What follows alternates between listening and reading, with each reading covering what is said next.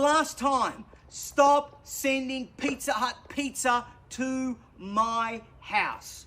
When Pizza Hut went woke and decided to peddle drag queen propaganda to our youth, patriotic alpha males everywhere took a pledge that Pizza Hut stuffed crust sausage pizza would never again pass our lips. Okay, honestly, this is one of my absolute favorite accounts. And before you say it, no, he's not actually doing a bit. And now they're trying to win our business back. So let's settle this right here, right now. I don't care how many pizzas you send, I will never ever cave, and I will never ever ever apologize. And if you want to really know how I feel about the left's woke precious pizza, I'll show you. I'm off to Hooters with the boys. The boycott stands.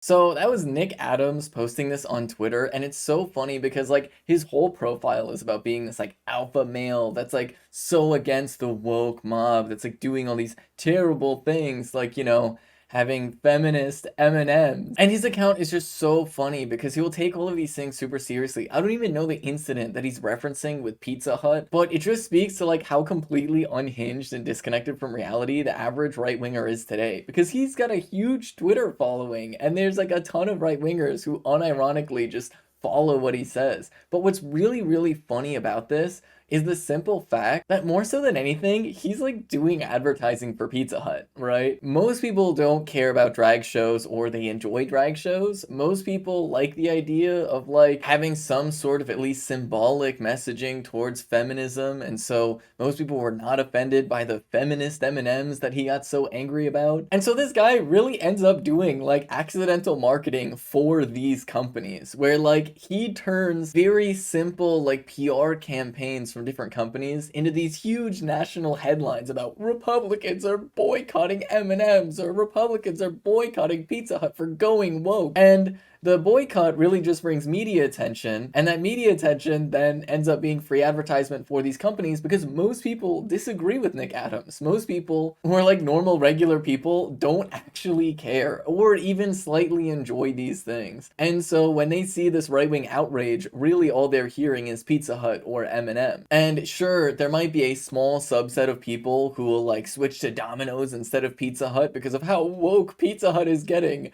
But there's even more people who will be like, huh, Pizza Hut sounds really good today. I mean, especially as he's going to like, I will never eat their delicious sausage pizza with stuffed crust ever again. Which just is like another layer of the stuff that Nick Adams does. I mean, he calls himself an alpha male, but then also ends up tweeting, probably accidentally, a lot of things that end up being innuendo, very indirectly like homoerotic, which is just something really funny that not only he does, but a lot of right-wingers end up like doing all the time. And it's just really this perfect demonstration of two basic things. One is the simple fact that right-wingers are deeply, deeply unpopular, and that huge companies actually manage to profit off of that by exploiting the outrage from Republicans as a method to get relatively free advertisement. Because they know if they do something small to like even slightly cater to people on the left, they're going to get this huge backlash from people on the right, which will turn into national news. And that national news will effectively be advertisement for these companies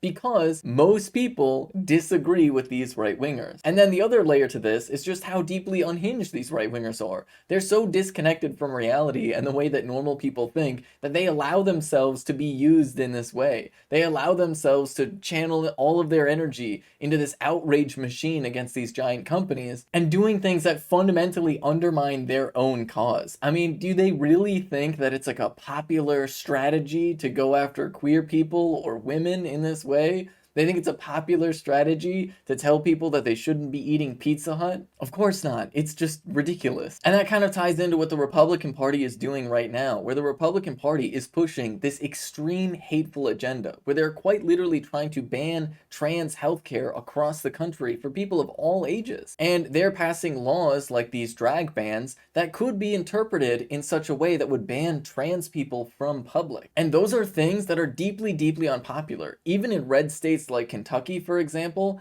an overwhelming majority of people oppose the bans on transgender healthcare, and that includes a majority of Republicans oppose the bans on transgender healthcare. And so really, it is just an extreme unhinged minority within the Republican Party even that is dominating the political discourse and is actually dictating the policy of the Republican Party. But we really do have to call this what it is. Fundamentally, this is fascism. It may be silly, but fascists have always been silly. I mean, quite literally, if you actually look at the words used by fascists in like the 1930s, you can see that they are very clownish, cartoonish creatures. They always have been. They've always been disconnected from reality, and they've also never been a majority. But when they get power like they have within the Republican Party, they use it to try and strip rights away from marginalized people, and they use it to try and strip power away from any type of political opposition in order to impose their political agenda, their extremist views, by literal force. And that does mean jailing political opponents. And so this is something that we should both mock and take seriously. We should mock these Republicans and mock these fascists to the point where they feel uncomfortable saying the things that they do, but we should also take these fascists very, very seriously by fundamentally disregarding their views and categorically rejecting any movement towards fascism that these people are pushing for, and by bolstering whatever systems that we have to actually prevent any movement towards fascism, and organizing within our communities to prevent any shift towards fascism in order to keep members of our community safe. Because unfortunately, along with the silliness that happens in the national press with these fascists, there's also a lot of very direct vigilante violence that is happening that is fueled by this anti-trans hate.